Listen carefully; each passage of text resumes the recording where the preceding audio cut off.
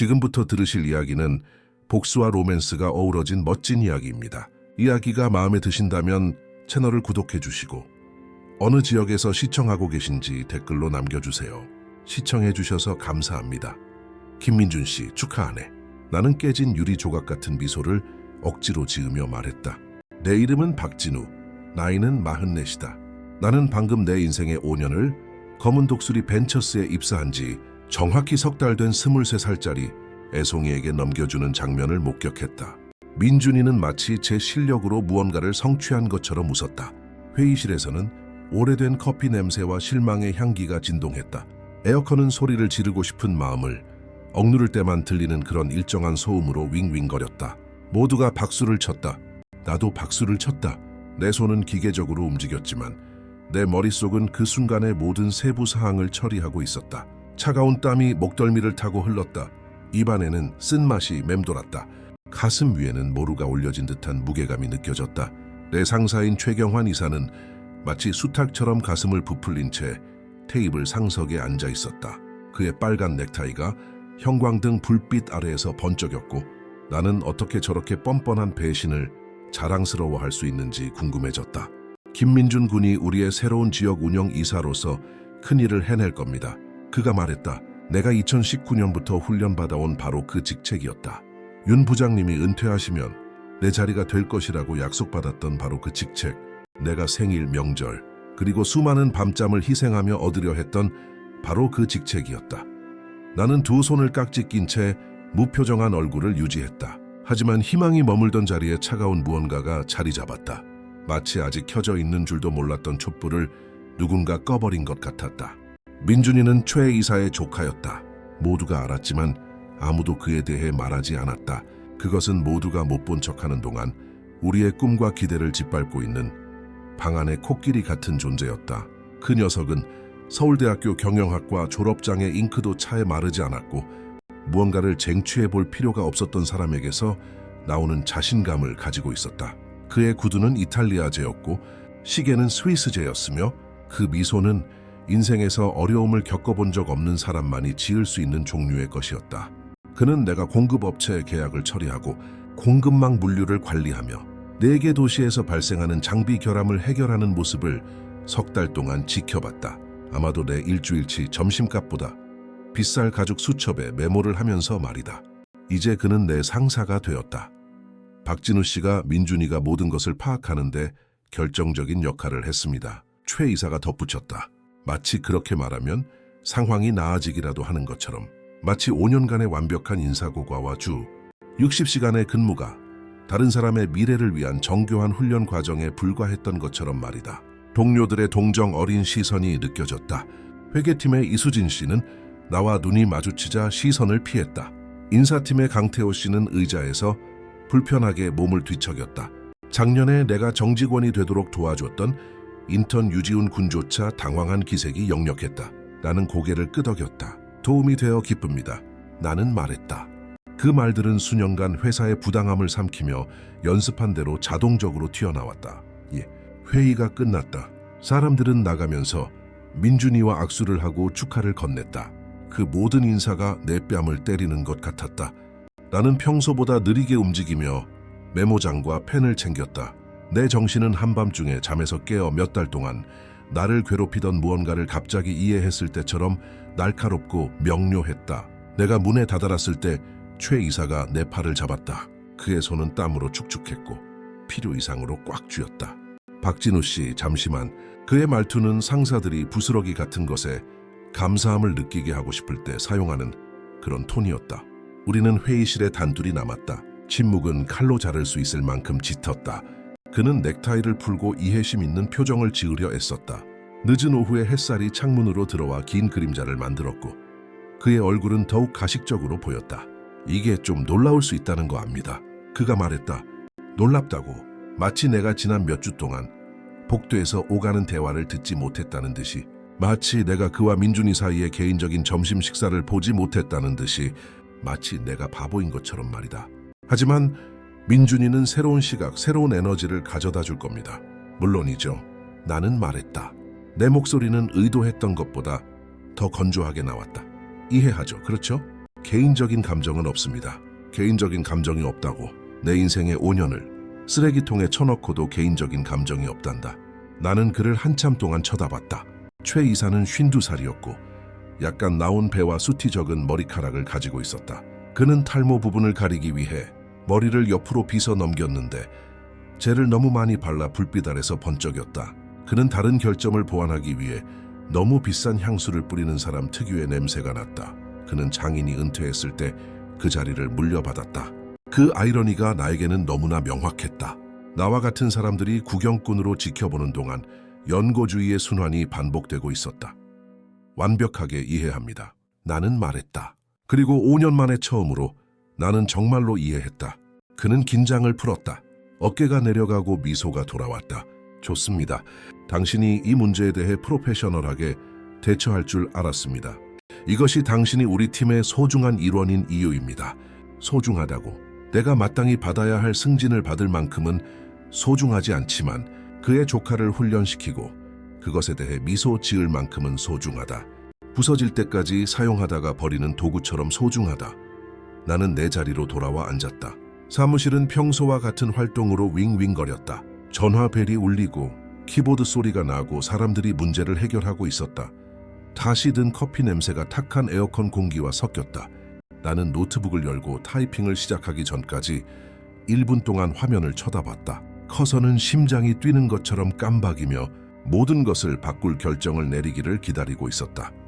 나는 2019년 3월 이혼 절차가 마무리된 직후 검은 독수리 벤처스에 입사했다.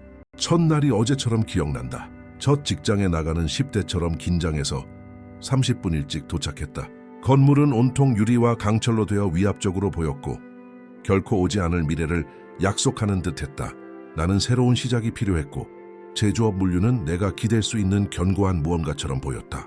12년간의 결혼 생활을 이룬 후 나는 예측 가능하고 반복적이며 안전한 무언가가 필요했다.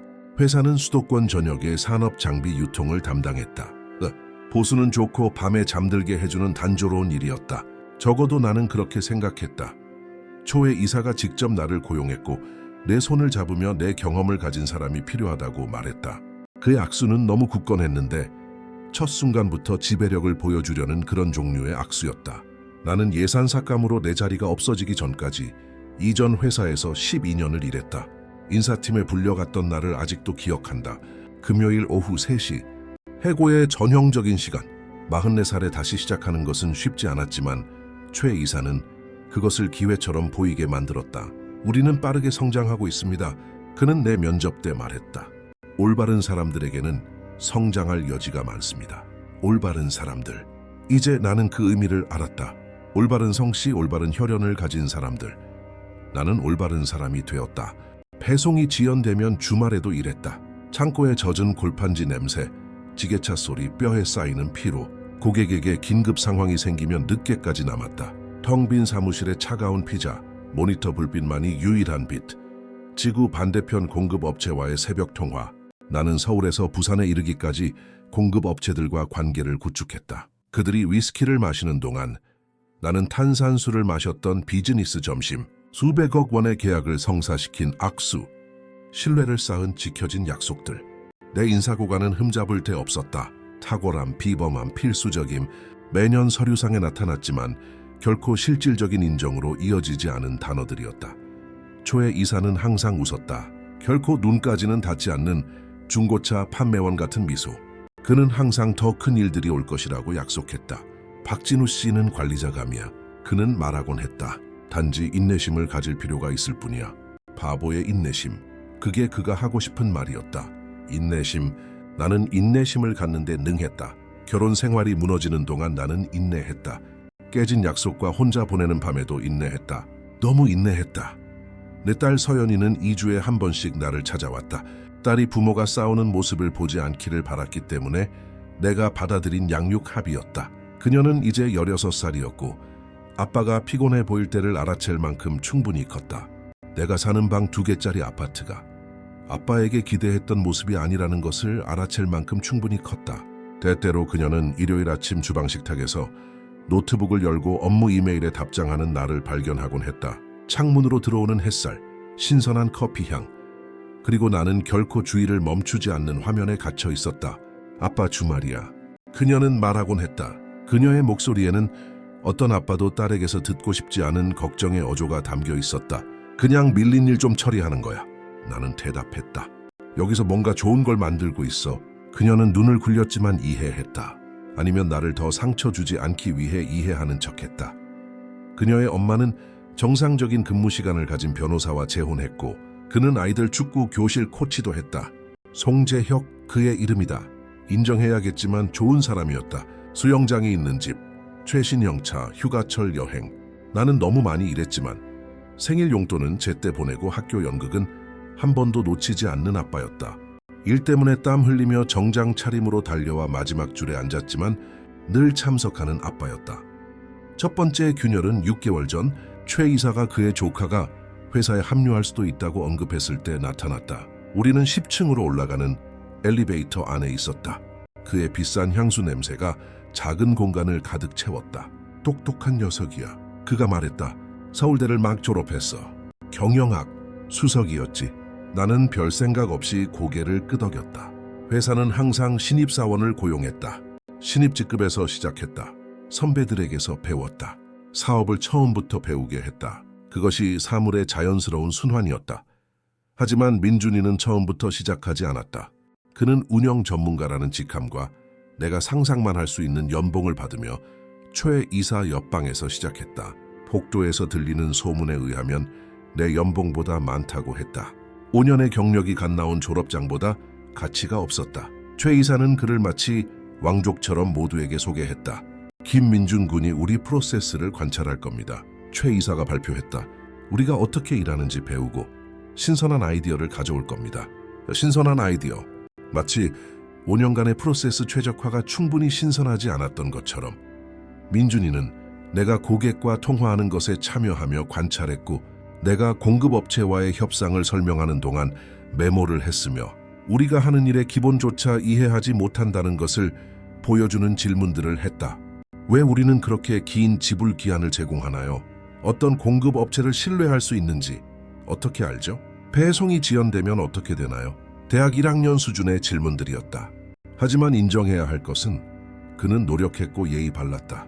마치 그의 어머니가 잘 교육한 것처럼 네 알겠습니다와 감사합니다를 말했다. 아마 그랬을 것이다.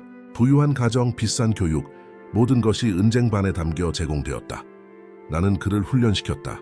왜냐하면 그게 당신이 해야 할 일이기 때문이다. 신입을 돕는다. 지식을 공유한다. 다음 세대를 키운다.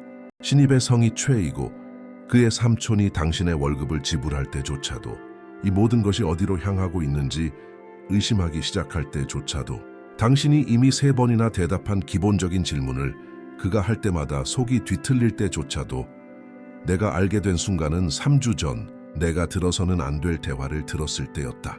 비가 오는 목요일이었다. 서울을 마비시키고 모두를 짜증나게 만드는 그런 종류의 비였다. 나는 분기 보고서를 끝내기 위해 늦게까지 남아 있었다. 숫자가 맞지 않았고 금요일 발표 전에 오류를 찾아야 했다. 사무실은 청소팀을 제외하고는 텅 비어 있었다. 청소부이신 김 여사님은 복도를 따라 카트를 밀면서 내게 손을 흔들었다. 또 늦게까지 일하시네요, 박 부장님. 그녀는 항상 나를 부장님이라고 불렀다. 나는 한 번도 정정하지 않았다. 커피를 가지러 탕비실로 가고 있을 때 초의 이사 사무실에서 목소리가 들렸다. 그의 문은 살짝 열려 있었고 복도는 사람들이 생각하는 것보다 소리를 더 잘 전달했다. 건물의 음향 시설은 끔찍했다. 주의를 기울이면 3방 떨어진 곳의 대화도 들을 수 있었다. 이사회에서 질문할 거야. 민준이는 여기 온 지 2달밖에 안 됐어. 최 이사가 말하는 소리였다. 나는 그가 압박을 받을 때 사용하는 방어적인 어조를 알아챘다. 다른 목소리, 더 낮고 더 나이 든 목소리. 아마도 본사의 강 이사님일 것이다. 그의 억양은 틀림없었다. 박진우가 승진 준비가 됐다고 했잖아. 몇 달 동안 메모로 그렇게 보고했으면서. 박진우는 견실하지만 민준이는 가족이고 졸업장도 있잖아. 이사회는 졸업장을 좋아해. 특히 서울대 졸업장. 회사를 현대적으로 보이게 만들지. 박진우의 경험은 5년 동안 관계를 쌓았어. 계약을 살리고 불을 껐지. 초의 이사가 웃었다. 악의적인 웃음은 아니었지만 친절한 웃음도 아니었다. 거래를 하면서 이득을 보고 있다는 것을 아는 사람의 웃음이었다. 박진우는 좋은 직원이야. 믿을만하지. 하지만 임원감은 아니야. 너무 실무적이야. 전략적으로 생각하지 못해. 그는 계속 하던 일을 하고 좋은 돈을 벌고 모든 게 해결될 거야. 그는 안정에 만족하는 그런 부류야. 나는 그 복도에 30초 동안 서서 그들이 내 미래를 계획하는 것을 들었다. 심장이 너무 세게 뛰어서 그들이 들을 수 있을 거라고 확신했다. 손이 분노로 떨렸다. 민준이가 윤 부장님 자리를 차지할 것이다. 나는 그를 훈련시키고 지원하고 기회에 감사하는 척할 것이다. 시나리오는 이미 쓰여 있었다. 박진우는 문제 일으키지 않을 거야. 최 이사가 계속했다. 딸도 있고 양육비도 내야 하고 대출 끼인 아파트도 있잖아. 그는 이 직장이 필요해. 그는 고개를 숙이고 받아들일 거야. 그는 위험을 감수하지 않는 그런 가장이야. 그때 나는 조용히 돌아섰다. 그들이 내 발소리를 듣지 못하도록 모든 걸음은 계산되었고 삐걱거리는 바닥 지점을 피했다. 나는 내 자리로 돌아와 작업을 저장하고 조용히 컴퓨터를 껐다. 서류 가방과 우산을 챙겨 건물을 나섰다. 비가 세차게 내렸고 순식간에 내 정장을 흠뻑 적셨다. 상관없었다. 나는 완전한 침묵 속에서 집으로 운전했다. 라디오도 켜지 않았다. 오직 와이퍼 소리와 차 지붕을 두드리는 빗소리뿐이었다. 그날 밤 나는 잠을 이룰 수 없었다. 침대에 누워 천장을 바라보며 창문에 부딪히는 빗소리를 들었다. 최 이사의 말을 계속 생각했다. 그는 고개를 숙일 것이다. 마치 내가 길들여지는 말인 것처럼, 마치 5년간의 충성과 노력이 부스러기에 감사할 권리를 준 것처럼, 마치 내가 기계 속의 소모품 기어에 불과한 것처럼 나는 서연이를 생각했다. 내가 승진 가능성에 대해 말했을 때 그녀가 얼마나 자랑스러워했는지를. 우리는 피자를 먹으며 저녁 식사를 하고 있었다. 우리의 목요일 전통. 우리 아빠 이사 될 거야. 그녀는 단톡방에서 친구들에게 말했다. 내게 메시지 축하 박수 이모티콘을 보여주었다. 이제 나는 왜 그렇게 되지 않았는지 설명해야 할 것이다. 그녀의 눈에서 실망을 다시 봐야 할 것이다. 나는 전처인 한지은을 생각했다. 그녀가 항상 내가 너무 수동적이라고 말했던 것을 당신은 사람들이 당신을 밟고 지나가게 두어 안 그래 진우 씨. 그녀는 우리의 마지막 싸움 중 하나에서 말했다. 접시가 날아다니고 말이 파편보다 더 날카롭게 베었다. 한 번이라도 자신을 위해 싸워봐. 무언가를 위해 싸워. 우리를 위해. 하지만 나는 결코 싸우지 않았다. 나는 항상 프로페셔널하고 올바르고 인내심을 가지면 보상받을 것이라고 생각했다. 아마 그녀가 옳았을지도 모른다. 아마도 그래서 그녀는 지금 재혁 씨와 함께 있고 나는 아파트에서 혼자 빗소리를 듣고 있는 것일지도 모른다. 다음 날 아침 나는 다른 마음가짐으로 출근했다. 마치 내가 쓰고 있는 줄도 몰랐던 김서린 안경을 벗은 것 같았다. 나는 민준이를 더 유심히 관찰했다.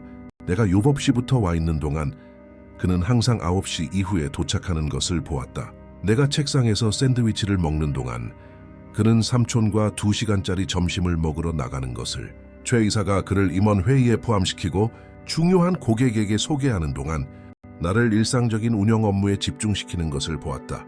육체노동, 그들이 보는 방식이었다. 다른 관리자들이 내가 해야 할 결정에 대해 민준이와 상의하기 시작하는 것을 보았다. 비상용품 주문은 어디에 해야 하나요? 민준이에게 물어보세요. 새로운 계약의 어떤 공급업체를 선택해야 하나요? 민준이가 분석 중입니다. 3주 후 그 회의실에 앉아 민준이가 쟁취하지도 않은 일에 대한 축하를 받는 것을 보면서 내 안에 무언가가 부서지는 것을 느꼈다. 극적이지 않았다. 갑작스러운 깨달음도 없었다. 관계가 끝났다는 것, 더 이상 돌아갈 수 없다는 것을 깨닫는 순간과 같았다. 분노도 슬픔도 아니었다. 단지 명료함이었다. 수정처럼 맑고 날카롭고 해방감을 주는. 초의 이사는 내가 그 직장이 필요하다고 생각했다. 내가 청구서를 내야 하고 부양할 딸이 있기 때문에 고개를 숙일 것이라고 생각했다. 두려움이 나를 묶어둘 것이라고 생각했다. 그는 많은 것에 대해 틀렸지만 특히 내가 누구인지에 대해서는 더욱 틀렸다. 아니, 어쩌면 내가 바로 그 순간에 어떤 사람이 되어가고 있는지에 대해서 나는 노트북을 열고 사직서를 쓰기 시작했다. 내 손은 흔들리지 않았다. 내 마음은 맑았다. 말들은 마치 몇 년 동안 나오기를 기다렸던 것처럼 흘러나왔다. 내 직장 생활에서 처음으로 나는 내가 무엇을 할 것인지 정확히 알고 있었다. 그것은 절망의 행동이 아니었다. 그것은 존엄의 행동이었다. 나는 금요일 오후 4시 30분 정각에 사직서를 제출했다. 시간은 우연이 아니었다. 이전 회사에서 나를 해고했던 바로 그 시간이었다. 작은 개인적인 상징이었다. 최 이사는 방금 민준이와 함께 창고를 둘러보고 돌아와 자신의 영토를 보여주고 있었다. 복도에서 그들의 소리를 들을 수 있었다. 최 이사는 자신도 완전히 이해하지 못하는 것들을 설명하고 있었고 민준이는 관심을 보이는 척하고 있었다. 나는 그의 문을 3번 두드렸다. 단호하고 결단력 있게 나는 그에게 봉투를 건네며 말했다. 이것은 제 2주간의 사전 통보입니다. 봉투는 문구점에서 살 수 있는 평범한 흰색 봉투였다. 내용물을 제외하고는 특별할 것이 없었다. 최 이사의 얼굴은 몇 초 만에 여러 표정을 거쳤다. 혼란, 불신, 그리고 공황처럼 보이는 무언가. 그의 눈에서 이해가 싹 트는 것을 보는 것은 매혹적이었다. 그는 서둘러 봉투를 찢었고 거의 편지까지 찢을 뻔했다. 그의 눈은 페이지 위를 좌우로 움직이며 마치 단어들이 바뀔 것처럼 읽고 또 읽었다. 이거 장난이야? 그가 말했다. 목소리가 평소보다 더 날카롭게 나왔다. 아닙니다. 이것은 전문적이고 공식적이며 최종적입니다. 진심일 리가 없어. 그의 얼굴에서 핏기가 완전히 가셨다. 민준이가 승진해서 나가는 거지. 그것은 질문이 아니었다. 나는 침묵을 지키며 그가 공백을 채우도록 내버려 두었다. 그것은 까다로운 고객들을 상대하며 배운 기술이었다. 사람들은 침묵을 싫어한다. 결국 그들은 해야 할 말보다 더 많이 말하게 된다. 최 이사는 일어나서 책상 뒤를 왔다 갔다 했다. 회전 의자는 몇 초 동안 혼자서 계속 움직였다. 박진우 씨, 이성적으로 생각합시다. 화가 났겠지. 이해해. 누구라도 그럴 거야. 하지만 5년간 쌓아온 경력을 버리는 건 똑똑한 짓이 아니야. 감정적이야. 비성적이라고 내온 저는 이미 결정을 내렸습니다, 이사님. 내 목소리는 차분하고 전문적이었다. 어려운 상황에서 평정심을 유지하는데 수년간의 연습이 있었다. 딸은 당신의 책임은 청구서, 아파트, 양육비, 바로 그거였다. 그가 항상 이길 것이라고 생각했던 카드, 그가 가지고 있다고 생각했던 우위, 나를 묶어두었던 사슬, 내가 고개를 숙이고 조용히 있을 이유, 좋은 직원처럼, 책임감 있는 좋은 아빠처럼, 패배한 남자처럼 어떻게든 해결할 겁니다. 나는 말했다. 항상 그랬으니까요. 최 이사의 어조가 바뀌었다. 화해 시도는 끝났다. 더 거칠고 위협적으로 변했다. 이해심 많은 상사의 가면이 완전히 벗겨졌다. 이게 어떻게 보이는지 알겠지. 44살에 충동적으로 그만두는 거, 승진 못했다고 사직하는 거 비전문적이야. 유치해, 미숙하다고.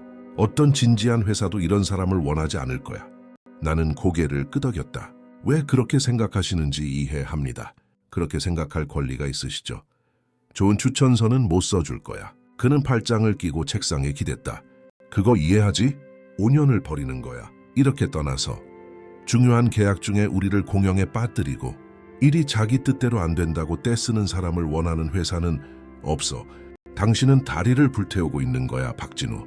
짓는데 몇 년이 걸린 다리를 차가운 무언가가 내 위장에 자리 잡았지만 나는 물러서지 않았다. 5년간의 완벽한 성과, 그리고 이제 나는 때를 쓰고 있었다. 5년간 늦게까지 일하고 주말에 일했는데 이제 나는 비전문적이었다. 서사는 이미 다시 쓰이고 있었다. 그건 이사님의 선택입니다. 나는 말했다. 제 실적이 모든 것을 말해줍니다. 최 이사는 다시 앉아 다른 접근을 시도했다. 어조가 거의 아버지 같은 것으로 바뀌었다. 이봐, 박진우, 나는 당신을 좋아해. 항상 그랬어. 당신은 자기 일을 잘해. 사실 훌륭해. 하지만 민준이는 다른 무언가를 가져다 줘. 젊음, 새로운 아이디어, 전략적 비전, 인맥. 그의 이름은 문을 열어주지. 비전이요. 나는 그 단어를 음미하며 반복했다. 민준이는 공급업체와 유통업체의 차이도 거의 모릅니다. 이사회는 혁신, 파괴적 사고를 원해. 민준이는 이 회사의 미래를 대표해. 우리는 새로운 피, 새로운 에너지가 필요해. 그거 이해하지? 그럼 저는 무엇을 대표합니까? 나는 이미 답을 알고 있었지만 그에게서 듣고 싶었다. 초의 이사는 잠시 멈추고 단어를 골랐다. 경험, 안정성, 운영 지식, 그것도 나름대로 가치가 있지. 하지만 리더십 제목은 아니야. 오늘날의 세상에서는 나름대로 위로의 칭찬처럼 일이 돌아가게 할 만큼은 가치가 있지만 이끌 만큼은 가치가 없다. 그의 후임을 훈련시킬 만큼은 가치가 있지만 승진할 만큼은 가치가 없다. 나는 그 계산법을 이해했다. 항상 명확했다. 명확히 해주셔서 감사합니다, 이사님. 이제 모든 것이 아주 명확해졌습니다. 그러지 마, 박진우. 그의 목소리는 이제 거의 애원하는 것 같았다. 주말 동안 더 생각해봐. 낚시를 가든 맥주를 마시든 화를 풀어. 월요일에 돌아오면 이 대화는 없었던 걸로 하자. 인상에 대해 논의할 수도 있어. 다른 직책은 아니지만 월급은 올려줄 수 있어. 15%, 어쩌면 20%. 인상. 약속했던 승진을 거부한 후 그는 마치 돈이 모든 것을 고칠 수 있는 것처럼 돈을 제안했다. 마치 존엄성의 가격이 있는 것처럼. 나는 초의 이사를 한참 동안 바라보았다. 그의 얼굴을 연구했다. 걱정의 주름, 이마의 땀, 간신히 감춘 절망. 그는 정말로 내가 물러설 것이라고 믿었다. 내 추천서를 위협하고 내 전문성을 의심하면 내가 굴복할 것이라고 믿었다. 주말이면 내 자존심을 삼키고 고개 숙여 돌아올 것이라고 믿었다. 2주 동안 근무하겠습니다. 나는 말했다. 민준이에게 그가 알아야 할 모든 것을 가르쳐 주겠습니다. 모든 프로세스를 문서화하겠습니다. 원활한 인수인계를 보장하겠습니다. 최 이사의 얼굴이 어두워졌다. 목에서부터 붉은 기가 올라왔다. 네가 그를 훈련시킨다고? 일이 자기 뜻대로 안 풀린다고 포기하는 사람의 훈련이 민준이에게 필요하다고 생각해? 미래에 대한 비전이 없는 사람의 그는 공급업체 계약을 이해해야 할 겁니다. 532개의 유효 계약, 공급망 물류, 4개의 물류센터, 비상 프로토콜, 17개의 다른 절차. 나는 내 목소리를 차분하고 사실적으로 유지했다. 이사님께서 이 모든 것을 혼자 알아내실 계획이 아니라면 말이죠. 그 말이 그를 강타했다. 나는 현실이 닥치는 바로 그 순간을 보았다. 최 이사는 운영의 기술적인 측면을 이해하지 못한다는 것을 알고 있었다. 민준이도 마찬가지였다. 그들은 적어도 2주 동안은 내가 필요했다. 내가 5년 동안 쌓은 지식은 어떤 매뉴얼에도 없었다. 그것은 내 머릿속에, 내 개인적인 메모에, 내가 구축한 관계 속에 있었다. 알았어, 최 이사가 말했다. 목소리가 긴장되어 있었다. 2주. 하지만 어떤 호의도 기대하지 마. 성별회도 없을 거야. 내가 다른 직장을 구하는데 도움을 줄 거라고 기대하지 마. 당신은 여기서 다리를 불태우고 있는 거야, 박진우. 중요한 다리들을 후회하게 될 거야. 나는 고개를 끄덕이고 돌아서서 나가려고 했다. 내 손이 이미 문고리에 있었을 때 그가 나를 불렀다. 박진우. 그의 목소리는 이제 무언가 달랐다. 거의 취약하게 들렸다. 당신은 실수하고 있는 거야. 큰 실수. 44살에 다시 시작하기 쉽지 않아. 시장은 어려워. 아무도 우리 나이 사람들을 리더십 직책에 고용하지 않아. 당신은 더 나쁜 곳에서 더 적게 벌면서 후회하게 될 거야. 나는 문에서 멈췄다. 그는 한 가지에 대해서는 옳았다. 쉽지 않을 것이다. 하지만 남는 것도 쉽지 않았다. 아마도요. 하지만 그 실수는 제 것입니다, 이사님. 그리고 그 실수를 저지를 권리도 제게 있습니다. 나는 몇 년 만에 가장 가벼운 기분으로 내 자리로 돌아왔다. 마치 내가 메고 있는 줄도 몰랐던 무거운 배낭을 벗은 것 같았다. 사무실은 거의 비어 있었고 사람들은 주말을 위해 집으로 가고 있었다. 그들이 말하는 TGIF, Thank God It's Friday. 늦은 오후의 빛이 모든 것을 황금빛으로 물들였다. 민준이는 여전히 자기 책상에 앉아 마치 우주의 비밀을 담고 있는 것처럼 조직도를 공부하고 있었다. 그의 젊은 얼굴은 집중되어 있었고 이마는 찡그려져 있었다. 잠시 나는 거의 그에게 연민을 느꼈다. 나는 앉아서 노트북을 열고 민준이가 알아야 할 모든 것을 문서화하기 시작했다. 최 이사를 위해서가 아니라 우리의 공급망이 제대로 작동하는 것에 의존하는 사람들이 있었기 때문이다. 의료 장비를 기다리는 병원들, 교체 부품이 필요한 공장들, 정시 배송에 의존하는 소규모 기업들, 공급업체 연락처 정보, 공식적인 번호뿐만 아니라 비상시를 위한 개인 휴대폰 번호까지. 비상 절차, 트럭이 전복되었을 때, 파업으로 항구가 막혔을 때, 공급업체가 실패했을 때 무엇을 해야 하는지, 문제 해결 가이드, 수년간의 경험을 순서도와 체크리스트로 압축했다. 최 이사가 요청해서가 아니라 우리의 공급망에 의존하는 사람들이 앞으로 닥칠 혼란보다 더 나은 대우를 받을 자격이 있었기 때문이다. 네, 휴. 대폰이 진동했다. 텅 빈 사무실의 정적을 깨는 소리. 딸에게서 온 문자 메시지. 아빠, 내일 저녁 먹을 수 있어? 아빠 한 주 어땠는지 궁금해. 늘 가던 데서 피자? 나는 그날 처음으로 미소 지었다. 회의에서 지었던 억지 미소가 아닌 진정한 미소. 나는 답장했다. 물론이지 딸. 할 얘기가 있어. 그리고 이번에는 네가 피자 골라 네가 원하는 거 아무거나. 오랜만에 좋은 소식. 나 자신을 변호한 것에 대한 안정 대신 존엄을 선택한 것에 대한 내가 제공하는 것을 가치 있게 여기지 않는 사람들로부터 멀어진 것에 대한 소식. 그녀가 지금은 완전히 이해하지 못할 수도 있지만 언젠가는 본보기가 될 소식. 초에 이사는 나를 벌주고 있다고 생각했다. 내 추천서를 위협하면 내가 남을 기회에 감사할 것이라고 생각했다. 불안정에 대한 두려움이 나를 묶어둘 것이라고 생각했다. 그는 자신이 방금 무엇을 움직였는지 전혀 몰랐다. 해방이 때로는 상실로 위장하여 온다는 것을 몰랐다.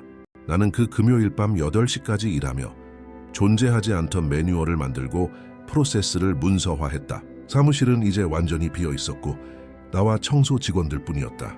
김 여사님이 카트를 끌고 내 옆을 지나갔다. 아직도 여기 계시네요, 박 부장님? 곧 갈 겁니다, 여사님. 중요한 일 좀 마무리하고요. 그녀는 미소 짓고 자기 일을 계속했다. 아마 그녀는 수년 동안 나 같은 사람들을 수백 명 봤을 것이다. 늦게까지 일하고 일을 위해 삶을 희생하고 결코 오지 않을 인정을 기다리며 토요일 아침은 명료함을 가져왔다. 나는 몇 년 만에 처음으로 알람 없이 잠에서 깼다. 햇살이 창문으로 들어왔고 나는 서두르지 않고 답장해야 할 긴급 이메일도 없이 그냥 누워 있었다. 지은이가 남겨두고 간 이탈리아 커피 메이커로 커피를 내렸다. 그 향기가 작은 아파트를 가득 채웠다. 나는 발코니에 앉아 도시가 깨어나는 것을 지켜보았다. 서울은 결코 완전히 잠들지 않지만 토요일에는 조금 더 하품을 한다. 서연이는 약속대로 정오에 도착했다. 그녀는 평소보다 더 꽉 나를 안아주었는데 마치 무언가를 예감한 것 같았다. 그녀는 아빠의 감정에 대한 이런 육감을 가지고 있었다. 한 주 어땠어, 아빠? 우리가 피자 가게에 앉았을 때 그녀가 물었다. 가게는 토요일을 즐기는 가족들로 가득했다.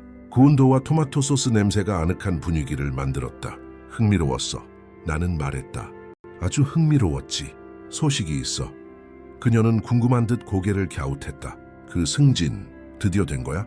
나는 심호흡을 했다. 피자 가게의 익숙한 냄새, 주변의 대화 소리, 딸의 얼굴에 어린 기대감. 정확히는 아니야. 승진은 다른 사람에게 갔어. 내 상사 조카에게. 회사에 온 지 석 달 된 23살짜리 청년에게. 그녀의 얼굴은 순식간에 기대에서 분노로 바뀌었다. 그건 불공평해. 아빠는 정말 열심히 일하잖아. 그 모든 주말, 그 모든 밤. 인생은 좀처럼 공평하지 않아, 서연아. 하지만 중요한 걸 배웠어. 그녀는 여전히 나를 위해 분노로 빛나는 눈으로 기다렸다. 때로는 불공평에 대한 최선의 대응은 받아들이고 나아지기를 기다리는 것이 아니라는 걸 배웠어. 떠나서 더 나은 것을 만드는 거야. 나 사표 냈어. 침묵이 몇 초간 이어졌다. 나는 그녀의 머릿속에서 톱니바퀴가 돌아가며 정보를 처리하는 것을 볼 수 있었다. 뭐, 사표 냈다고? 그러니까 직장을 그만뒀다는 거야? 자발적으로? 정확해. 내 마지막 2주는 월요일부터 시작돼. 하지만 아빠 생활비는? 아파트는? 그리고 그녀는 말을 멈췄다. 양육비라는 말을 하고 싶지 않아서 어떻게든 해결할 거야. 항상 그랬잖아. 그리고 그거 알아? 그들 없이 더 잘할 것 같아. 그녀는 나를 한참 동안 살폈다. 그러고 나서 미소 지었다. 자랑스러운 미소. 잘했어, 아빠. 정말로 아바. 달라 보여. 더 가벼워 보여. 어떡해요? 몰라. 지난 몇 년 동안 아빠는 항상 피곤해 보였어. 패배한 것처럼. 오늘은 살아있는 것 같아. 피자가 나왔다. 그녀가 어릴 때부터 가장 좋아했던 4가지 치즈 피자. 우리는 학교 친구 방학 계획에 대해 이야기하며 먹었다. 일에 대해서도 책임에 대해서도 아니었다. 그냥 아빠와 딸이 토요일을 즐기는 것이었다. 내가 그녀를 엄마 집에 데려다 주었을 때 지은이가 문 앞에 있었다. 그녀는 언제나처럼 정중하게 손을 흔들었다. 재혁 씨가 그녀 뒤에 나타나 역시 손을 흔들었다. 좋은 사람들 둘 다. 서연이는 비록 나와 함께는 아니지만 안정을 누릴 자격이 있었다. 괜찮아요, 진우 씨. 지은이가 물었다. 내 얼굴에 무언가 달라 보였음에 틀림없다. 괜찮은 것보다 더 변화가 있을 거야. 조금 변화.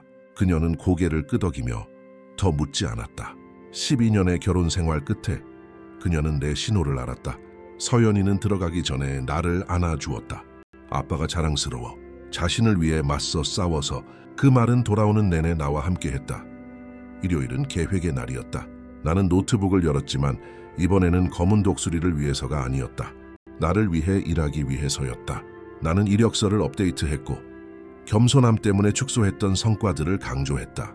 운영 비용 30% 절감, 배송 효율 45% 증가, 200개 이상의 신뢰할 수 있는 공급업체 네트워크 구축, 스스로를 말해주는 숫자들. 나는 업계 연락처 목록을 만들었다. 수년 동안 알게 된 사람들, 직함과 상관없이 내 일을 존중해 주었던 사람들, 연합금속의 이 부장님, 통합물류의 박 이사님, 산업네트워크스의 김 대표님, 내 진정한 가치를 아는 사람들. 나는 회사, 시장, 연봉, 업계 동향을 조사했다. 나는 내 경력에 비해 시장 평균보다 20% 낮은 연봉을 받고 있다는 것을 발견했다. 최 이사는 내 연봉을 절약하면서 약속으로 나를 묶어두었던 것이다. 월요일은 즉각적인 폭로를 가져왔다. 나는 평소처럼 일찍 도착했다. 아침 7시, 주차장은 아직 비어 있었다. 야간 경비원이 내게 인사했다. 박 부장님 항상 제일 먼저시네요. 그렇죠? 항상은 아니에요, 김 경비원님. 하지만 오늘은 일찍 올 이유가 있었죠.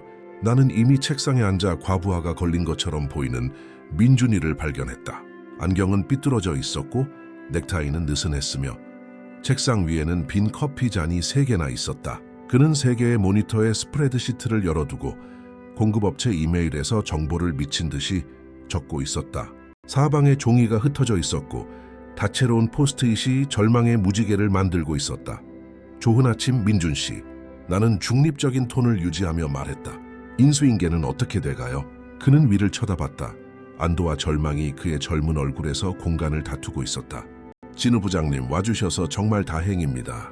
아침 6시부터 여기 와서 모래산업 계정을 이해하려고 애쓰고 있었어요. 그쪽 구매 관리자가 엄청 화가 나서 전고까지 배송 문제를 해결하지 않으면 계약을 취소하겠다고 협박하고 있어요. 30분마다 전화해요. 우리 때문에 생산이 중단돼서 수십억 원의 손실이 날 거라고 해요. 모래산업, 우리의 가장 큰 고객, 우리의 가장 복잡한 계약. 그들은 연간 40억 원 상당의 중장비 부품을 주문했다. 단 한 번의 실수가 계약상 벌금으로 수억 원의 비용을 초래할 수 있었다. 나는 4년 동안 그들의 계정을 개인적으로 관리했다. 나는 모든 세부사항, 모든 선호도, 그들의 구매 관리자의 모든 특이점을 알고 있었다. 구체적인 문제가 뭐죠? 나는 이미 답을 짐작하며 물었다. 안산에 있는 우리 공급업체에서 티타늄 지지대가 지연된 것 같은데 어떤 공급업체인지 알아낼 수가 없어요. 우리 시스템에는 안산에 있는 공급업체가 15곳이나 있어요. 그들의 이메일은 혼란스럽고 제가 이해하지 못하는 코드로 가득 차 있어요. 그리고 최악은 추적 시스템에 3개의 다른 배송건이 표시되는데 모두 비슷한 코드를 가지고 있다는 거예요. 나는 민준이의 화면을 보았다. 혼돈 그 자체였다. 그는 분노에 차고 전문 용어로 가득 찬 모래산업의 이메일을 열어두고 있었다. 그는 또한 티타늄 지지대와는 아무 관련 없는 공급업체 계약서를 보고 있었다. 그는 잘못된 장소에서, 잘못된 시스템으로, 잘못된 매개 변수로 찾고 있었다. 그는 아무도 수영하는 법을 가르쳐주지 않았기 때문에 물 한 컵에서 익사하고 있었다. 민준 씨, 나는 조심스럽게 단어를 고르며 말했다. 최 이사님이 모래산업 계정에 대한 정보를 전달해 주셨나요? 특정 프로토콜, 비상연락처, 문제 이력 같은 것들요? 그는 부장님이 인수인계를 처리해 줄 거라고 했어요. 그는 잠시 멈추고 난처해 보였다. 하지만 그 후에 부장님 상황에 대해 언급했어요. 부장님이 때를 써서 나간다고 했어요. 제가 주도권을 보여주기 위해 이걸 혼자 해결해야 한다고요. 제가 그 자리에 합당하다는 걸 증명하기 위해서요. 내 상황, 떼쓰기. 그들이 내 퇴사를 그렇게 묘사하고 있었다. 최 이사의 자존심을 보호하고 민준이의 부당한 승진을 정당화하기 위해 서사를 다시 쓰고 있었다. 하지만 아침 7시 반에 식은땀을 흘리는 그 청년을 보면서 나는 단지 불가능한 상황에 던져진 누군가를 보았다. 나는 다음 3시간 동안 민준이에게 모래산업과의 관계를 설명했다. 그것은 5년짜리 집중 과정을 몇 분 만에 가르치는 것과 같았다. 나는 그들의 적시 생산 GT, 배송 요구사항이 어떻게 작동하는지 설명했다. 지연에 대한 무관용 정책, 나는 4년 동안 구축한 예비 공급업체 네트워크를 그에게 보여주었다. 주 공급업체, 보조 공급업체, 비상 공급업체, 항상 3겹의 안전장치. 나는 단순한 배송 지연이 어떻게 계약 취소로 이어질 수 있는지 그가 이해하도록 도왔다. 위약금 조항, 누진 벌금, 3번의 실패 후 즉시 해직원. 이건 믿을 수 없을 정도로 복잡하네요. 우리가 마침내 위기를 해결했을 때 민준이가 말했다. 거의 11시였다. 우리는 2개의 예비 공급업체를 동원하고 특송 운송을 전세 내고 사과의 의미로 5% 할인을 약속했다. 이 모든 움직이는 부분들을 어떻게 따라잡으시는 거예요? 에? 이 모든 세부 사항들을요? 이게 인간적으로 가능한가요? 경험이지. 나는 말했다. 모든 세부 사항을 배우는데 5년이 걸렸어. 그리고 좋은 문서화. 회사가 적절한 시스템에 투자하지 않았기 때문에 내가 여가 시간에 만들었던 문서화. 부장님의 문서화 시스템을 보여주실 수 있나요? 제발요. 네. 그의 목소리는 거의 애원하는 것 같았다. 그때 나는 근본적인 무언가를 깨달았다. 최 이사는 단지 준비 없이 민준이를 승진시킨 것이 아니었다. 그는 그 일이 실제로 무엇을 요구하는지 이해하지 못한 채 그를 승진시켰다. 몇 년이 걸려야 숙달할 수 있는 것을 몇 주 만에 배우는 것이 불가능하다는 것을 알지 못한 채 민준이는 무능하지 않았다. 그는 경험이 없었다. 하지만 그는 지역 운영의 범위에 대해 완전히 준비가 되어 있지 않았다. 그리고 초회 이사는 그의 오만함 속에서 성씨와 졸업장이 5년간의 축적된 지식을 보완할 것이라고 생각했다. 나는 점심시간을 통화하는 데 보냈다. 아무것도 먹지 않고 책상에서 블랙커피만 마셨다. 나는 수년 동안 관계를 구축한 사람들에게 연락했다. 산업 물류계에서는 소문이 빨리 퍼진다. 이런 변화는 상어에게 피 냄새와 같았다. 사람들은 이미 검은 독수리의 변화에 대해 듣고 있었다. 일부는 연속성에 대해 걱정했다. 다른 이들은 새로운 기회에 대해 궁금해했다. 몇몇은 피냄새를 맡고 있었다. 진우 씨. 그날 아침 계약을 거의 취소할 뻔했던 구매 관리자, 모래산업의 최 부장님이 말했다. 그녀의 목소리는 긴장되고 의심스러웠다. 경영진 변화에 대한 불안한 소문을 들었어요. 연고주의에 대한 소문. 제발 우리 계정은 계속 당신이 관리한다고 말해줘요. 적어도 인수인계에는 관여할 거라고 말해줘요. 앞으로 2주 동안은요. 네. 제 후임자를 훈련시키고 있습니다. 그 후에는 김민준 이사가 주 연락처가 될 겁니다. 전화선 너머의 침묵은 귀가 먹먹할 정도였다.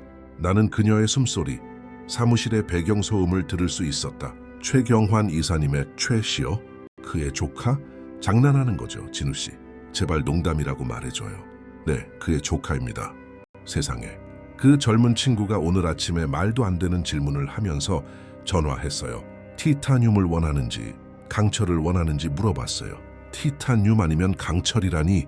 마치 그게 서로 교환 가능한 것처럼. 나는 그가 신입 인턴인 줄 알았지. 당신을 대신해서 관리직에 온 줄은 몰랐어요. 그는 배우려는 의지가 강합니다. 나는 별 확신 없이 시도했다. 나는 검은 독수리 경영진을 훈련시킬 시간도 인내심도 없어요. 그녀의 목소리가 한 옥타브 올라갔다. 우리는 지켜야 할 생산 일정이 있어요. 수십억이 걸려 있다고요. 당신네 회사가 유능한 서비스를 제공할 수 없다면 우리는 할 수 있는 곳을 찾을 겁니다. 그리고 진우 씨? 네? 2주 후에 어디에 있을 건가요? 아직 결정 중입니다. 하지만 확실한 건 멀리 있지는 않을 거라는 겁니다.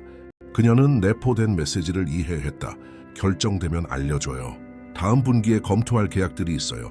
4년간의 훌륭한 파트너십 끝에 새로운 공급업체를 찾아야 한다면 유감일 거예요. 이 대화는 4개의 다른 주요 고객과 4번 반복되었다. 하나같이 이전보다 더 믿을 수 없다는 반응이었다. 모두가 그 결정의 타당성을 의심했다. 모두가 내가 어디에 있을지 물었다. 하루가 끝날 무렵 나는 내가 떠난 후에 무슨 일이 일어날지에 대한 수정처럼 맑은 그림을 가지고 있었다. 민준이는 엄청난 어려움을 겪을 것이다.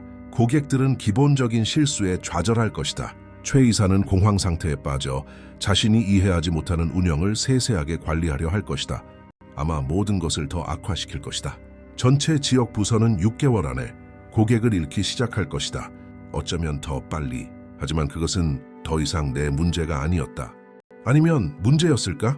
5년 동안 무언가를 만들어 온 내 일부는 임박한 파괴를 생각하며 아팠다. 화요일 아침 최 이사가 나를 그의 사무실로 불렀다. 내 사무실 문을 급하게 두드렸다. 박진우, 지금 당장. 그 어조는 토론의 여지를 허용하지 않았다. 그는 3일 만에 5년은 늙어 보였다. 다크서클이 깊었고 면도도 하지 않았으며 넥타이는 삐뚤어져 있었다. 책상 위에는 서류가 흩어져 있었고 엎질러진 커피가 몇몇 계약서를 얼룩지게 했다. 박진우, 앉아. 금요일에 나눴던 대화에 대해 생각해봤어. 반성했지. 어쩌면 우리가 성급했는지도 몰라. 순간의 감정으로 행동했지. 나는 앉아서 기다렸다. 나는 이 춤을 알고 있었다. 현실이 닥쳤을 때의 후퇴. 어쩌면 당신과 민준이가 함께 경영진에 있을 자리가 있을지도 몰라. 다른 구조로. 당신은 운영 부분을 담당하는 부이사로 있을 수 있어. 민준이는 타이틀을 가지고 전략 기획과 미래 비전에 집중하고 당신들은 한 팀이 되는 거지. 부이사, 즉석에서 만들어낸 직함, 같은 일, 같은 월급. 하지만 이제 민준이가 내 상사인 척해야 한다. 5년 동안 혼자 내렸던 결정에 대해 허락을 구해야 한다. 관대하시네요. 나는 무표정을 유지하며 말했다. 하지만 저는 제 원래 결정을 유지하겠습니다. 이미 약속했습니다. 최 이사의 얼굴은 순식간에 화해적인 표정에서 분노로 바뀌었다. 온도계처럼 목에서부터 붉은 기가 올라왔다. 후회하게 될 거야, 박진우. 내가 약속하지. 이건 직업적 자살이야. 아무도 44살짜리 이사를 고용하지 않아. 시장은 젊은이들의 것이야. 아마도요. 하지만 적어도 그건 제 선택일 겁니다. 그는 일어나서 나에게 손가락질했다. 실업자가 되어서 여기 좋았던 시절을 회상할 때 기어 돌아오지 마. 당신이 나갈 때 이 문은 닫힐 거야. 알겠습니다, 이사님. 나는 그의 말을 생각하며 내 자리로 돌아왔다. 직업적 자살. 아마도 그럴지도 모른다. 하지만 매일 무시당하며 자격 없는 누군가가 내가 쌓아 올린 것을 차지하는 것을 지켜보는 것은 영혼의 자살이 아닐까? 수요일에 모든 것이 바뀌었다. 나는 링크드인 메시지 3개, 이메일 2개, 부재중 전화 1통을 받고 잠에서 깼다. 업계는 내 퇴사 소식을 들었다. 그리고 최 이사가 예측한 것과는 달리 그들은 나를 문제아로 보지 않았다. 그들은 나를 시장에 나온 인재로 보았다. 시장의 희귀품. 내 첫 번째 면접은 목요일 아침 판교에 본사를 둔 재생에너지 장비 유통업체인 실버링크 에너지와의 면접이었다. 급성장하는 회사로 지난 2년간 매출이 3배로 늘었다. 그들의 지역 관리자인 이동욱 이사는 2년 전부터 나를 영입하려고 애썼다. 우리는 항상 업계 박람회에서 점심을 먹었고 항상 질문이 나왔다. 검은 독수리에서 언제 나올 겁니까? 그들의 사무실은 현대적이었고 유리와 식물 지붕에는 태양광 패널이 있었다. 검은 독수리가 아니었던 모든 것. 동욱 이사가 직접 리셉션에서 나를 맞이했다. 진우 씨, 드디어 당신이 시장에 나왔다는 소식을 듣고 오늘 당신을 만나기 위해 회의 2개를 취소했습니다. 그의 악수는 단단했지만 경쟁적이지는 않았다. 진정한 미소. 우리는 도시가 내려다 보이는 방에 앉았다. 검은 독수리의 그 흙탕물 같은 것이 아닌 진짜 에스프레소 커피. 솔직하게 말하겠습니다, 진우 씨. 저는 당신을 여기로 원합니다. 지역 운영 이사. 저에게 직접 보고하세요. 당신의 결정에 대한 완전한 자율권. 연봉은 현재 받고 있는 것보다 30% 이상. 그는 내가 얼마를 받는지 알고 있었다. 작은 업계다. 모두가 얼마를 받는지 안다. 성과에 따른 보너스, 회사차, 프리미엄 건강보험, 1년 후 스톡 옵션. 우리는 2027년에 IPO를 계획하고 있습니다. 흥미롭네요. 하지만 회사 비전에 대해 더 말씀해 주세요. 그는 신이 나서 눈을 빛냈다. 우리는 중장비 부품 시장에 진출하려고 노력하고 있습니다. 검은 독수리 같은 공룡들이 지배하는 시장이죠. 지난 세기에 갇혀있는 회사들. 우리는 현대화하고 디지털화하고 진정한 효율성을 창출하고 싶습니다. 모래산업 캠포벨로 제조, 프론티어 사우스 장비와의 당신의 관계가 결정적일 겁니다. 거짓말은 안 하겠습니다. 당신의 네트워크는 당신이 가져오는 가치의 일부입니다. 적어도 그는 정직했다. 저는 검은 독수리에 2주간의 사전 통보를 해야 합니다. 약속은 존중합니다. 물론입니다. 그것이 제가 당신에게서 존경하는 것 중 하나입니다. 말뿐이 아닌 진정한 프로페셔널리즘. 하지만 진우 씨, 솔직히 말해서 그들이 당신이 여기로 온다는 걸 알게 되면 바로 당신을 내보낼 거라고 생각합니다. 동욱 이사가 옳았다. 금요일 오후 최 이사가 나를 다시 불렀다. 이번에는 민준이도 있었는데 교장실에 불려온 학생처럼 구석에 앉아 있었다. 그 청년은 일주일 만에 5kg은 빠진 것 같았다. 분명히 내 면접 소식이 그들에게까지 들어간 모양이었다. 서울에서는 벽에도 귀가 있다. 경쟁사와 면접 보고 있다는 소문 들었어. 최 이사의 목소리는 차가웠다. 기회를 탐색하고 있습니다. 제 권리입니다. 아직 우리 직원인 동안에. 민감한 정보에 접근하고 있는 동안에 내 민준이를 훈련시키면서 이건 이해상충이야. 산업 스파이 행위라고. 제 사전 통보 기간을 지키고 제 후임자를 훈련시키고 있습니다. 정확히 약속한 대로요. 누구와도 기밀 정보를 공유하지 않았습니다. 고객과의 관계는 회사 자산이야. 당신이 검은 독수리 대표로 서명한 계약들, 고객과의 제 관계는 전문적입니다. 제 개인적인 평판으로 쌓아 올린 거죠. 계약은 회사의 것이지만 관계는 개인적인 것입니다. 초의 이사의 얼굴은 이제 자줏빛으로 변했다. 이제 그 고객들은 검은 독수리 벤처스 소유야. 만약 그들을 훔치려 한다면 우리는 당신이 가진 모든 것에 대해 소송을 걸 거야. 당신의 아파트, 차, 심지어 딸의 양육비까지. 나는 당신을 파괴할 거야. 박진우. 민준이가 구석에서 약한 목소리로 말했다. 삼촌, 어쩌면 우리가 고려해봐야. 닥쳐, 민준아. 이건 어른들 얘기야. 그 청년은 의자에서 움츠러들었다. 잠시 나는 그에게 진심으로 연민을 느꼈다. 최 이사는 내게서 눈을 떼지 않았다. 박진우, 당신은 오늘 저 문으로 나갈 거야. 지금 당장 경비원이 당신 책상 치우는 걸 동행할 거야. 당신은 더 이상 시스템에 접근할 수 없어. 건물에도. 그리고 만약 우리 고객들을 훔치려 한다면 내가 이 업계에서 다시는 일하지 못하게 만들어주지. 나한테는 인맥이 있어. 친구들, 내게 빚진 사람들이야. 나는 천천히 일어섰다. 이상하게도 차분했다. 최 이사님, 저는 제 인생에 5년을 들였습니다. 완벽한 평가, 초과 근무 수당 없는 주 60시간 근무. 그가 제 자리를 차지할 것을 알면서도 당신의 조카를 훈련시켰습니다. 이 모든 과정에서 저는 프로페셔널하지 않은 적이 없었습니다. 그리고 이제 당신은 저를 범죄자 취급하시는군요. 넌 배신자야. 내가 널 위해 해준 모든 것 후에 39의 실업 상태였던 널 구제해줬어. 아무도 기회를 주지 않을 때 내가 기회를 줬지. 그런데 이렇게 나에게 보답하는 거야? 나는 문으로 가서 돌아섰다. 민준 씨, 도움이 필요하면 전화해요.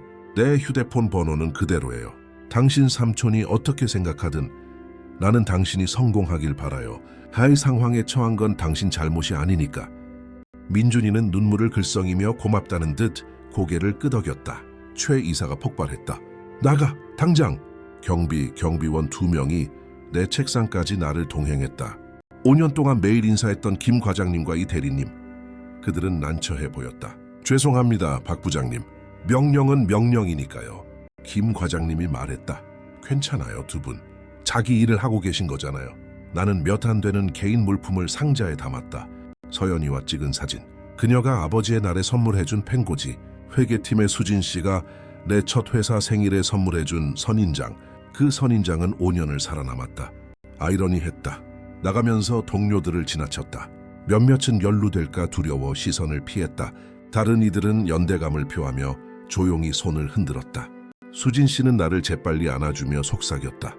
잘한 결정이에요. 나는 화창한 금요일의 마지막으로 검은 독수리 벤처스를 떠났다. 송별회도 의례적인 악수도 감사 연설도 없었다. 5년간의 모범적인 근무 끝에 범죄자처럼 호송되었다. 그리고 그거 아나? 나는 자유를 느꼈다.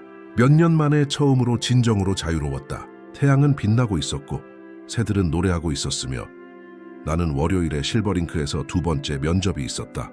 인생은 계속되고 때로는 용기를 내어 페이지를 넘길 때 더 나아진다. 월요일, 나는 실버링크의 2번째 면접을 보러 도착했다. 동욱 이사는 활짝 웃으며 나를 맞이했다. 최 이사가 당신을 일찍 내보냈다는 소식을 들었습니다. 듣자 하니 아주 극적으로. 경비원까지 동원해서 말이죠. 소문은 빠르네요. 그는 지금쯤 패닉 상태일 겁니다. 벌써 고객 3곳에서 인수인계에 대해 문의하는 전화가 왔어요. 모래산업의 최 부장님이 특히 걱정하고 있습니다. 그녀와 이야기해봤나요?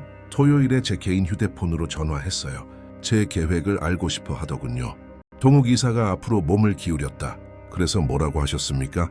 몇 가지 옵션을 고려 중이라고 했습니다. 이번 주에 결정을 내릴 거라고요. 완벽합니다. 그럼 당신의 결정을 쉽게 만들어 드리죠. 우리가 논의한 패키지 외에 또 무엇이 필요합니까? 진정한 자율성입니다. 운영상의 결정에 대해 허락을 구하고 싶지 않습니다. 채용 공급업체 프로세스. 여기서 무언가를 만들려면 자유가 필요합니다. 좋습니다. 또요? 제 예스타임에서 2명을 데려오고 싶습니다. 물론 그들이 원한다면요. 회계팀의 이수진 씨와 운영지원팀의 강태호 씨입니다. 좋은 사람들이고 유능하며 충성스럽습니다. 당신이 그들을 보증한다면 저로서는 충분합니다. 또 무엇이 있습니까? 개인적인 한 가지입니다. 격주로 목요일과 금요일에 유연한 근무가 필요합니다. 그날은 제 딸이 저를 찾아옵니다. 가족이 최우선이죠, 항상. 그게 우리 정책 중 하나입니다. 참고로 여기서는 진짜 육아휴직 제도가 있습니다. 법이 요구하는 그 우스꽝스러운 5일짜리가 아니고요. 우리는 악수했다. 나는 2주 후에 시작하기로 했다. 휴식을 취하고 삶을 재정비하고 검은 독수리에서 벌어지는 서커스가 불타는 것을 멀리서 지켜볼 충분한 시간이었다. 그리고 불은 빠르게 붙었다. 화요일에 민준이가 나에게 전화했다. 밤 10시였다. 진우 부장님, 제발 도움이 필요해요. 그의 목소리는 절박했다. 민준 씨, 진정해요. 무슨 일이에요? 모래산업이 계약을 취소하고 있어요. 최 부장님이 더 이상 검은 독수리를 신뢰할 수 없다고 했대요. 부장님 없이는 품질 보증이 안 된다고요. 최 이사님은 엄청 화가 나서 모두에게 소리치고 있어요. 제가 계정을 지키지 못했다고 저를 탓하고요. 숨을 쉬어요. 내가 만든 매뉴얼 가지고 있어요? 가지고 있는데 절반도 이해를 못하겠어요. 코드가 너무 많고 상호 참조가 너무 많아요. 진우 부장님, 저는 이걸 할 준비가 안 됐어요. 저도 알고 있어요. 부장님도 아시는 거 알아요. 나는 그와 2시간 동안 통화하며 프로세스를 설명하고 그의 공황을 진정시켰다. 최 이색에 빚진 것이 있어서가 아니라 민준이도 내가 그랬던 것처럼 희생자였기 때문이다. 결국 나는 제안했다. 민준 씨, 삼촌에게 솔직해져요. 제대로 맡기 전에 6개월의 실질적인 훈련이 필요하다고 말해요. 임시로 경험 있는 사람을 데려오라고요. 그는 절대 그걸 받아들이지 않을 거예요. 그건 자기가 실수했다는 걸 인정하는 거니까요. 자격 미달인 사람을 승진시켰다는 걸, 영고주의가 실패했다는 걸. 그럼 2가지 선택지가 있어요. 배와 함께 가라앉거나 아직 가능할 때 뛰어내리거나. 긴 침묵. 그리고 나서 감사합니다, 진우 부장님. 모든 것에 대해서요. 저를 미워하지 않아 주셔서도요. 당신은 좋은 청년이에요, 민준 씨. 배우고 성장할 진짜 기회를 가질 자격이 있어요. 삼촌의 자존심을 만족시키기 위해 사자굴에 던져지는 게 아니라 하신 말씀 생각해 볼게요. 행운을 빌어요. 그리고 민준 씨, 다른 곳에 추천서가 필요하면 나한테 연락해요. 그의 침묵이 모든 것을 말했다. 복수는 6개월 후에 찾아왔지만 내가 기대하거나 계획했던 방식은 아니었다. 나는 실버링크에서 번창하고 있었다. 수진 씨와 태호 씨를 데려왔다. 우리는 견고한 팀을 구축했다. 내 옛 고객 중 3곳이 우리와 함께했고 모래산업도 포함되었다. 최 부장님은 새로운 파트너십을 발표하기 위해 행사를 열었다. 내 연봉은 30% 더 높았지만 내 삶의 질은 200% 향상되었다. 저녁 식사를 위해 집에 도착했다. 학교에서 열리는 서연이의 경기를 관람했다. 밤에 8시간씩 잤다. 동욱 이사가 9월 어느 오후에 나를 그의 사무실로 불렀다. 그는 손에 태블릿을 들고 카나리아를 먹은 고양이처럼 웃고 있었다. 자, 이거 봐야 해요. 그가 화면을 보여주며 말했다. 매일경제신문의 헤드라인. 검은 독수리 벤처스 지역 부서 붕괴. 연고주의와 부실 경영으로 매출 60% 손실. 기사는 충격적이었다. 검은 독수리가 5개월 만에 4개의 주요 고객을 어떻게 잃었는지 상세히 설명했다. 모래산업뿐만 아니라 캠포벨로 제조, 프론티어 사우스, 통합물류까지. 수도권 지역의 수익은 급락했다. 이사회는 경영 방식에 대한 조사를 시작했다. 최 이사가 자격 미달인 조카를 승진시켰다고 인정한 이메일을 발견했다. 최경환 이사는 지난주에 해고됐습니다. 동욱 이사가 말했다. 보아하니 실패의 책임을 당신에게 돌리려고 했다더군요. 당신이 인수인계를 방해했다고 이사회는 믿지 않았어요. 특히 3명의 관리자가 당신이 전문적인 인수인계를 하려 했고 건물에서 호송되어 나갔다고 확인한 후에 말이죠. 수진 씨가 증언했다. 태호 씨도 그랬다. 심지어 전 인턴이었던 지훈 군도 내 프로페셔널한 행동을 확인해 주었다. 나는 더 읽었다. 민준이는 3개월간 고군분투한 끝에 사직했다. 대학원으로 돌아갔고 이번에는 공급망 관리 전공이었다. 적어도 그 경험에서 무언가를 배웠다. 기사에 따르면 최 이사는 계약 위반으로 모래산업으로부터 소송을 당하고 있었다. 공급망 지연으로 인해 100억 원의 손실을 입힌 생산 중단을 야기했다. 위기를 해결할 내가 없었고 예비 공급업체 네트워크도 없었기에 시스템은 붕괴했다. 더 있어요. 동욱 이사가 계속했다. 그들의 남은 고객 중 3곳이 연락해왔습니다. 당신이 그들을 맡아줄 수 있는지 알고 싶어 합니다. 검은 독수리가 혼돈 상태가 되었다고 하더군요. 아무도 아무것도 모르고 프로세스는 사라지고 계약은 엉망이라고요. 모두를 데려오고 싶은 유혹이 들지만 선별적으로 해야 합니다. 너무 빨리 성장해서 품질을 잃고 싶지는 않아요. 동의합니다. 아마 셋 중 둘 정도요. 우리 프로필과 가장 잘 맞는 곳들로. 동욱 이사는 태블릿을 접었다. 야, 세상은 돌고 도네요. 그렇죠? 최 이사는 5년 동안 당신을 과소평가했어요. 이제 그는 실업죄 소송당하고 업계에서 평판이 나빠졌죠. 반면 당신은 여기서 더 나은 것을 만들고 있고요. 그에게 기쁨을 느끼진 않습니다. 뭐 어쩌면 조금은요. 최 이사는 스스로의 몰락을 자초했어요. 하지만 민준이와 남은 직원들에게는 미안한 마음이 듭니다. 그들은 경쟁사에서 인력을 채용하고 있습니다. 경험 있는 사람들을 데려오기 위해 시장가보다 50% 높은 연봉을 제시하고 있죠. 너무 늦었지만 적어도 노력은 하고 있네요. 그들이 회복하길 바랍니다. 업계에는 건강한 경쟁이 필요하니까요. 1년 후 나는 사업차 안산을 지나가다가 공항 근처의 한 식당에서 점심을 먹기 위해 멈췄다. 소박한 곳, 정직한 음식, 나는 구석 테이블에서 익숙한 모습을 보았다. 김민준이 구석 부스에 혼자 앉아 교과서를 읽고 있었다. 더 마르고 새 안경을 쓰고 수염을 깔끔하게 다듬었다. 더 성숙해 보였다. 책은 산업 공급망 관리에 관한 것이었다. 포스트잇과 메모로 가득했다. 내가 다가가자 그는 고개를 들었다. 즉각적인 알아챔 그리고 진심 어린 미소. 진우 부장님, 이런 우연이 아니면 우연이 아닐지도 모르죠. 서울의 산업 물류계는 좁으니까요. 앉아도 될까요? 물론이죠. 혼자 점심 먹으려던 참이었어요. 주말에 공부해요. 그는 약간 부끄러워하며 웃었다. 네, 준비 없이 현장에 던져지는 게 아니라 제대로 공부하니까 이게 정말 좋다는 걸 알게 됐어요. 서울대 석사 과정이고 공급망에 집중하고 있어요. 교수님들이 정말 대단해요. 다시 공부를 시작했군요. 현명한 결정이에요. 제가 해야 할 일을 제대로 배우고 나서 해야겠다고 결심했어요. 아시겠지만 기초부터요. 경험에는 지름길이 없다는 걸 배웠어요. 졸업장은 도움이 되지만 실무 지식을 대체할 수는 없죠. 삼촌은 어떻게 지내세요? 그의 얼굴이 심각해졌다. 복잡해요. 여전히 일어난 일에 대해 부분적으로 저를 탓하세요. 부장님이 저를 삼촌에게서 멀어지게 만들었다고요. 회사를 원격으로 방해했다고요. 고객들과 공모했다고요. 민준 씨, 그렇게 되지 않았다는 거 알잖아요. 알아요. 모두가 알죠. 그는 단지 자신이 실수했다는 걸 받아들이지 못할 뿐이에요. 연고주의에는 결과가 따른다는 걸, 능력은 혈연보다 중요하다는 걸. 지금은 부모님과 살고 있어요. 몇 가지 개인 사업을 시도하고 있지만 평판이 좋지 않아요. 아무도 그와 사업하고 싶어 하지 않아요. 사실 슬픈 일이죠. 그는 오만함 때문에 모든 것을 잃은 강력한 남자였어요. 우리는 잠시 침묵 속에서 커피를 마셨다. 감사 인사를 드리고 싶었어요.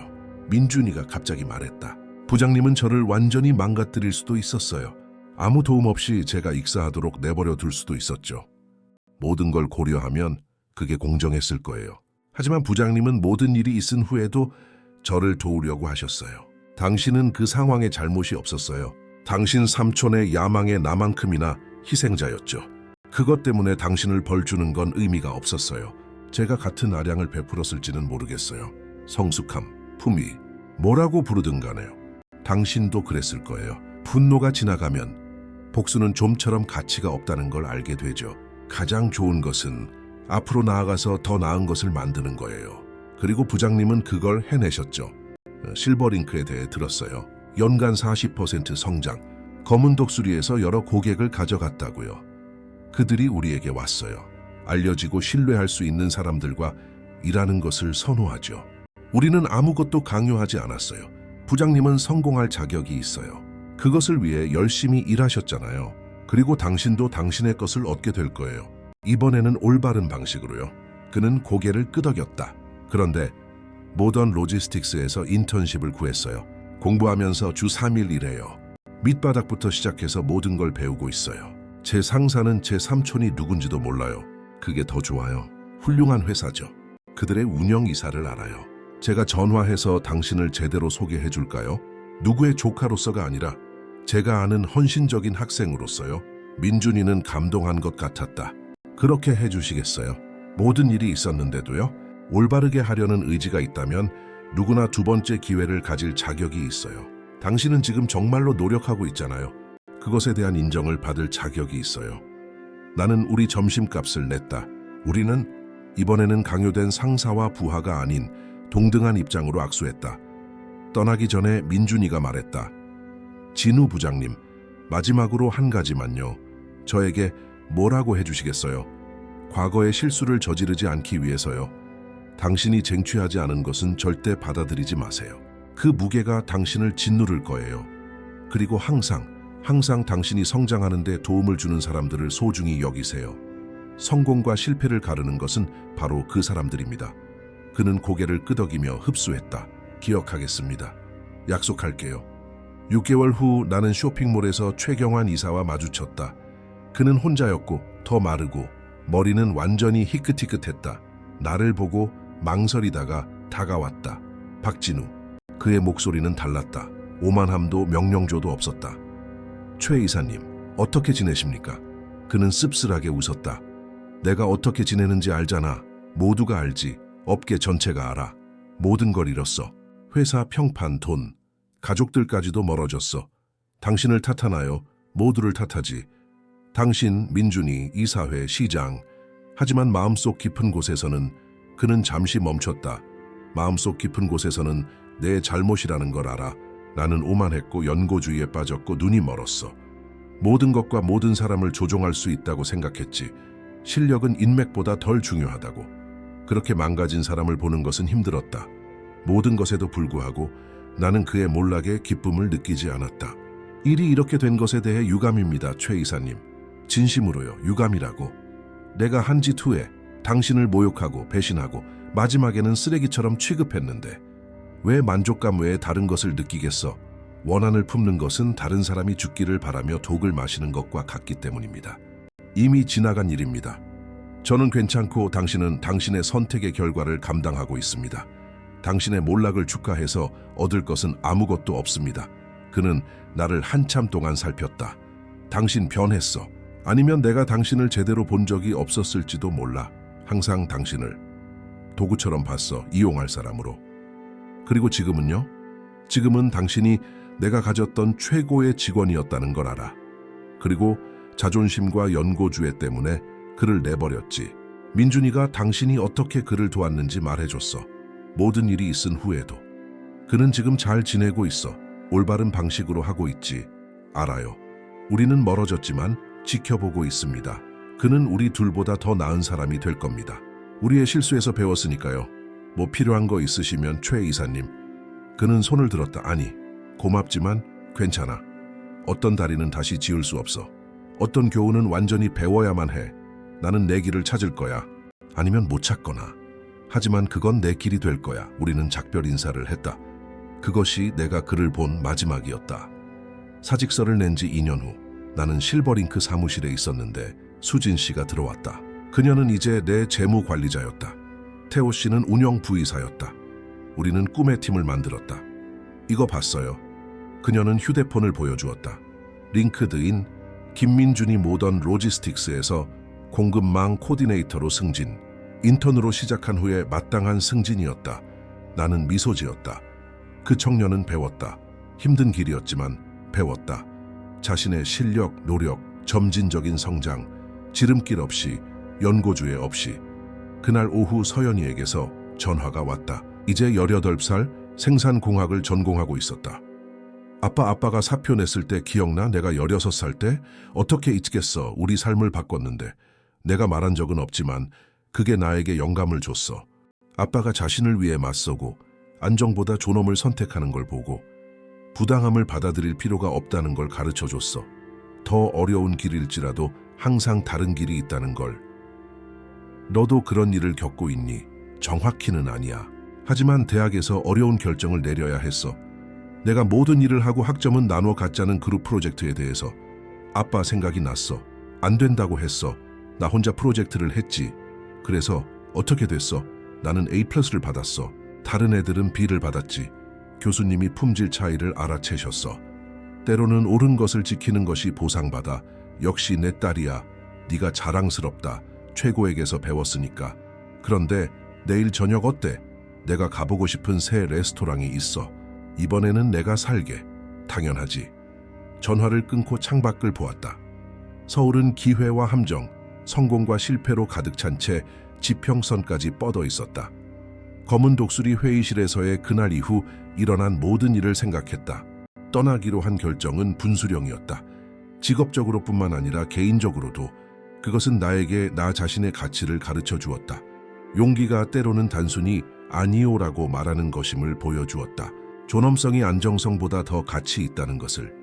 진정한 성공은 성실함으로 무언가를 만드는 것에서 오며 억지로 감사하며 부스러기를 받아들이는 것에서 오지 않는다는 것을. 내 휴대폰이 진동했다. 모르는 번호로부터 온 메시지. 호기심에 열었다. 진우님, 메리디안 로지스틱스의 이정훈입니다. 실버링크에서 놀라운 성과를 거두셨다고 들었습니다. 흥미를 느끼실 만한 제안이 있습니다. 라틴 아메리카 운영 부사장직입니다. 이야기 나눠볼 수 있을까요? 나는 미소 지었다. 세상은 정말 돌고 돌았다. 쓸모없는 직원에서 탐나는 임원으로, 고개를 숙일 사람에서 자신의 길을 선택하는 사람으로 나는 답장했다. 관심에 감사드립니다. 대화를 잡아보죠. 하지만 미리 말씀드리자면 저는 지금 있는 곳에 매우 만족합니다. 저를 움직이게 하려면 정말 특별한 무언가가 필요할 겁니다. 답장이 빨리 왔다. 저희가 관심을 갖는 것이 바로 그 태도입니다. 자신의 가치를 아는 사람들, 이야기 나눠보시죠. 나는 휴대폰을 집어넣고 일로 돌아갔다. 30분 후에 팀과 회의가 있었다. 우리는 동남부 지역 확장 계획을 논의할 예정이었다. 새로운 도전, 새로운 기회. 수진 씨가 분석 자료를 준비했다. 태호 씨가 물류를 계획했다. 성씨나 인맥이 아닌 능력과 신뢰를 바탕으로 내가 구축한 팀. 회의를 준비하면서 나는 마지막으로 최 이사와 검은 독수리를 생각했다. 분노나 만족감이 아니라 이상한 감사함으로. 만약 그가 나를 배신하지 않았다면 나는 아직도 거기에 있었을 것이다. 헛된 약속에 갇혀 결코 오지 않을 인정을 기다리며 다른 사람들의 성공을 위해 주말에 일하면서 그의 불의가 나를 해방시켰다. 나 자신의 가치를 인정하게 만들었다. 나를 더 나은 곳으로 밀어붙였다. 때로는 우리에게 일어나는 최악의 일들이 사실은 위장된 해방이다. 때로는 당신을 가장 해치는 사람이 의도치 않게 당신을 가장 돕는 사람이 되기도 한다. 왜냐하면 그가 당신이 마땅히 받아야 할 것보다 적게 받아들이는 것을 멈추게 만들기 때문이다. 더 나은 것을 위해 싸우게 만든다. 존엄성이 안전보다 더 가치 있다는 것을 가르쳐준다. 자존감이 안정성을 능가한다는 것을, 낡은 것의 부스러기를 구걸하는 것보다 새로운 것을 만드는 것이 낫다는 것을. 회의가 시작되었다. 나는 내가 선택하고 나를 믿어주고 우리가 함께 자랑스러워할 무언가를 만들어낸 내 팀원들을 보았다. 연고주의 없이, 정치 게임 없이, 헛된 약속 없이, 오직 노력, 능력, 그리고 상호 존중만이 있을 뿐. 우리는 동남부 지역에 놀라운 것을 만들 겁니다. 나는 말했다. 시장의 기준이 될 무언가를요. 수진 씨가 미소 지었다. 태호 씨가 고개를 끄덕였다. 팀원들은 열중하며 앞으로 몸을 기울였다. 이래야만 했다. 두려움이 아닌 목적으로 동기부여된 사람들, 위협이 아닌 모범으로 이끌리는 사람들, 혈연이 아닌 실력으로 가치를 인정받는 사람들. 그들이 분석 자료를 발표하는 동안 내 전화기가 조용히 진동했다. 민준이에게서 온 메시지. 진우 부장님, 저 해냈어요. 관리자로 승진했어요. 제 실력으로요. 올바른 길을 가르쳐 주셔서 감사합니다. 나는 조용히 미소 짓고 전화기를 집어넣었다. 세상은 돌고 돈다. 때로는 더 좋게, 때로는 더 나쁘게. 하지만 결국 각자는 자신이 심은 것을 거둔다. 최 이사는 오만함을 심었고 파멸을 거두었다. 민준이는 겸손과 노력을 심었고 성장을 거두고 있다. 그리고 나는 불의의 아니오라고 말했던 그날 용기를 심었다. 그리고 내가 자랑스러워하는 삶을 거두었다. 성실함으로 쌓아 올린 경력, 내 딸의 존경, 동료들의 감탄, 후회 없이 잠드는 평화. 때로는 최고의 복수는 그저 잘 사는 것이다. 더 나은 것을 만드는 것이다. 말이 아닌 행동으로 당신이 항상 그들이 준 것보다 더 가치 있었다는 것을 증명하는 것이다. 그리고 결국 중요한 것은 그것이다. 다른 사람의 몰락이 아니라 당신 자신의 상승, 외부의 인정이 아니라 당신이 옳은 일을 했다는 내면의 확신. 왜냐하면 하루가 끝날 때, 당신이 거울을 볼 때 정말로 중요한 유일한 승인은 당신 자신의 것이기 때문이다. 회의는 계속되었고 계획이 세워지고 전략이 정의되고 미래가 만들어지고 있었다. 밖에서는 서울이 언제나처럼 혼란스러운 에너지로 맥박치고 있었다. 그리고 나는 내가 있어야 할 바로 그곳에 있었다.